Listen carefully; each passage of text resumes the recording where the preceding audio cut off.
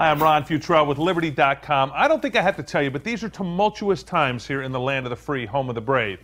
As we approach the 9th anniversary of 9/11, you'd like to think that we would have gotten many of these issues behind us. Not so. There's talk that that mosque that was going to be built near Ground Zero could be moved to another location.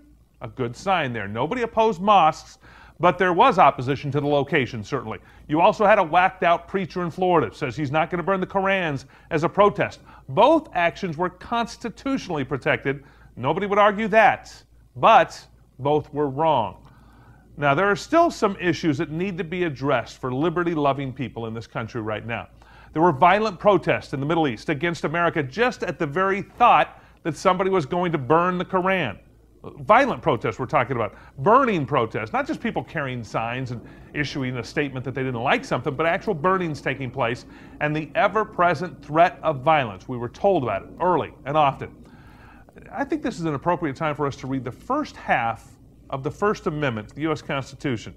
Congress shall make no law respecting an establishment of religion or prohibiting the free exercise thereof. In other words, there should be no official state religion, and you can worship as you please without government interference. Of all the sacred words in our founding documents, and there are many of them, these words stand out clear and brilliant.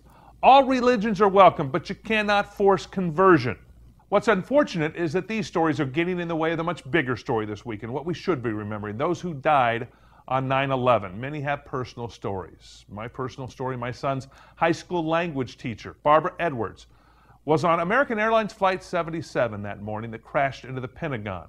She was one of 3,000 people who died simply because radical Muslims did not want liberty. And that's what it came down to on that day, certainly. Jihad was declared on liberty 30 years ago by radical Islam. Yes, jihad declared on liberty, not just America, but it was declared on a principle, that principle of liberty, critical to our founding, critical to life, the ability to be able to live, love, and worship as you please. That's what's on the line here. The first soldiers to begin fighting back at those who would destroy liberty were on United Flight 93 that crash landed in Pennsylvania.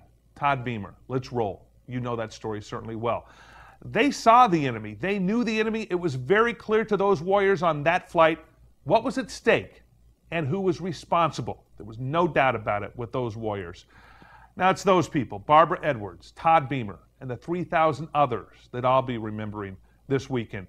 It's their memories, certainly, that we honor. It's their love of liberty that was stolen from them by an ideology of imprisonment and hate. That's what motivates us to this day, the love of liberty. It's the way I see it. I'm Ron Futrell for Liberty.com.